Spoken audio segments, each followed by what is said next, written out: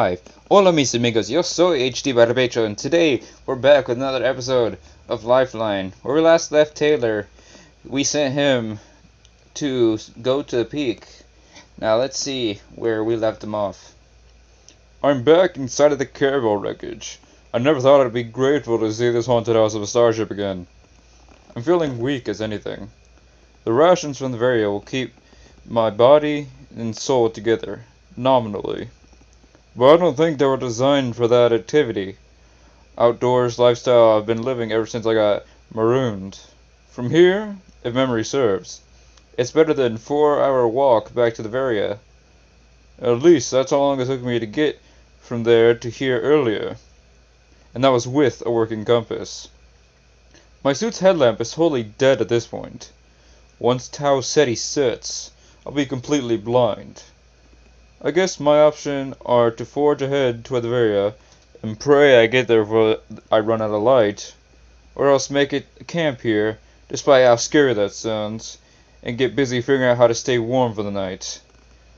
Since it is a desolate planet, and we don't know what type of temperature they would have at night, you don't want to get cold and frozen at night, so you need to make a camp and try to stay warm the best you can. There's no way I can sleep out under the stars, as romantic as it sounds. The temperature drop is just going to be too severe. Just like back at the Varia, there's clearly no power on the caravel to help me get the door shut. But unlike at the Varia here, I think I have a solution to that. The only opening to the outside is the iris door on the airlock, which is just barely big enough for me to shimmy through. Although, let me tell you, I sure didn't do my banged up shoulder any favors trying to get through it. And once I'm in, there's all sorts of junk littering the corridor, junk I can use to seal over that opening in the door. A few layers of my mylar blankets, maybe some bedding if I can turn up any from the cabins, and I ought to be able to insulate myself decently. With the light on my Ivia suit out of commission though, I'm basically going to be feeling around in the dark. Just hoping for the best, and praying I don't... Holy crap, you're not going to believe this. I just stumbled across a box of industrial glow rods. Those things with a liquid in them, that you can crack and shake. There are only a couple remaining in the box, so I gotta be choosy about deploying them. But come on! How often does it happen that you need something, and then you just literally trip over it? I mean, I trip over things all the time, but rarely things that I need. Okay. I'm going to scavenge a little bit.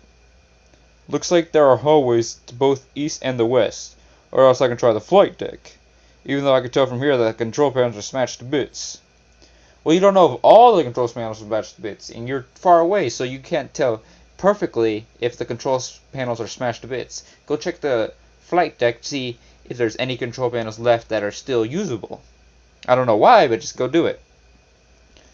Good grief! There's enough junk thrown around here that I could probably build myself a jaunty robot companion out of these spare parts. If I knew much about building robots. Or programming them to be jaunty. Sorry, I tripped over something and went down hard.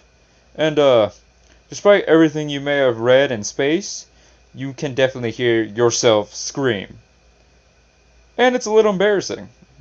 But the good news is, the thing I tripped over, it's a little generator. That means I finally got a power supply. See there? Good things come to those who go bumbling around the derelict nightmare ships. Yeah, I told you to go check the flight deck. It was my idea. You're welcome. You're welcome. Apart from those holes and their barely open doors, nowhere else in the ship is open to explore, other than what's left of the flight deck. Like I said, the instrument panels are trashed. Not that this caravel was ever in danger of taking off again, what with the whole missing its engine problem. But it looks like it's all wrecked guidance, communications, Waldo controls, the whole 9 yards. The whole 8 meters and change. Well, except maybe I spoke too soon. There's a... looks like a proximity alarm. Panel appears to be intact. God knows whether the rest of the hardware is functional. I don't think I really need an alarm system, not like the ship is parked in a high-crime neighborhood. Plus, That means figuring out how to hook up the system to the generator. And that's if the thing even works, which is a big if. What do you think? It's better to be safe than sorry, so it'd be a good idea to hook up that alarm just in case. Just in case you don't want to get your face mauled by alien rats or something like that. Or get probed or anything. You just want to hook up that alarm just to be safe. Woof. I can't help but feel like this is probably a waste of time, effort, and light, all which are in shorter supply around here. Alright, another glow rod cracked, only one left. Unfortunately, the wires to this thing are mostly exposed, so maybe it won't be that hard to get it patched into the guinea. Give me a few minutes to mess with this. In what I'm calling nothing short of a miracle, I've got the alarm hooked up and the monitor powered. Whatever detection grid this thing projects, it actually appears to be projecting most of it. The section that covers the rear of the ship says no readings, but that's probably because there is no rear of the ship anymore. Alright then, I guess no one's going to come steal my hubcaps while I catch some Z's. The ship really must have been designed for a small crew. Only a single mission specialist seat is up here, half uprooted, which is, in fact, seem to be most of my comfortable option as far as sleeping arrangements goes around here. I figure it's time to call it a night. I only got one glow rod left. No sense in cracking another one. I'll seal over the airlock door, and I've got enough blankets to swaddle myself and hopefully beat the cold. Huh? What's that noise? You say something? What the hell was that? Oh god, okay, oh god, I'm awake. There, was this, I don't know, this like scuttling type noise coming from behind me out in the corridor. And I turned around and I saw something. Something moving. Something glowing. Glowing green. Lots of little somethings actually. Close to the ground, glowing and moving and scuttling. Which are three things that are way, way high off my list of stuff I was not expecting to see tonight. If I'm being honest. That's just, I mean, I didn't actually hear anything or see anything, right? I'm just exhausted. Terrified, my mind is playing tricks on me. Space madness, like in the old Ren and Stimpy cartoon, remember that? I should just go back to sleep. Yeah? I'd never seen the Ren and Stimpy cartoons, so I have no idea what you're talking about. But I don't want you to die, sir. I don't want you to get probed to death in the butt, so I need you to go see what that noise is. Wow. Is the last thing I want to do now. Go trespassing around in the cold and dark, looking for something that isn't here to begin with. It's not like glow rods grow on trees, and even if they did, it's not like there are any trees on this moon. Seriously, I feel like it's better planned if I just go back to sleep. Don't you prefer sleeping and to snipe hunting?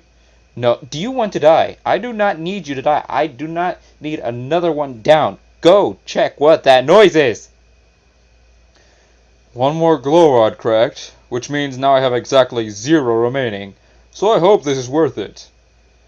How do you know that this scuttling monster's whole modus operandi isn't to wait until its prey is ridiculously sleepy, and then lure it into a corridor so littered with trash that a bleary-eyed prey slips and breaks its own neck? Because I'm about 99% sure that's what's going to happen to me sometime in the next few minutes. Alright, I'm going to walk the halls.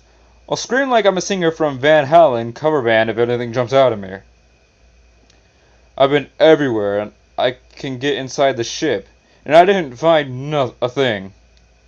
No noises, no movement, no glowing green anything. I must have just dreamt the whole thing, and that's what I intend to do now, is get back to sleeping and dreaming. I'm probably scaring myself silly yet again, but next time I'll know better than to go looking for monsters under my bed. Let's just pretend this chair is comfortable. It isn't. And I'm going right back to sleep. Not likely. That's when I wake up in the morning and there are a rescue ship waiting with a whole breakfast buffet on board. Seems probable. Good night again. Crap. The alarm is going off. So this is what it feels like to go into cardiac arrest and deep sleep. There's nothing on the monitor screen. I mean, obviously there's nothing on the screen. What would be there? I'm only living thing for who knows how many light years. Screw this. I'm unplugging this stupid device. I'm regretting ever hooking it up in the first place. Gonna go ahead and say tonight is not an angling for a shot at my best sleep ever Hall of Fame. Back to bed, such as it is. Morning, which means it's time to rise and shine. So I'm rising, and I'm definitely shining. But I feel like Jack Nicholson at the end of The Shining. Intensely cold and more than a little crazy. And again, not trying to be gross here, but I got absolutely worst taste in my mouth, and my saliva is green. Last night I slept indoors rather than out, and nowhere near a radiation source. This has got to be something atmospheric, byproduct of whatever I'm exhaling. I wish I knew what. I guess I should try to go figure out what the hell went wrong with the proximity alarm last night, huh? Although I'm pretty sure it was just a malfunction, and I'm pretty sure I'd rather eat some breakfast instead. And that's where we're going to end the episode. I'd like to thank you guys so much for watching. I hope you guys did enjoy, and I'll catch you all in the next episode. Hasta la vista.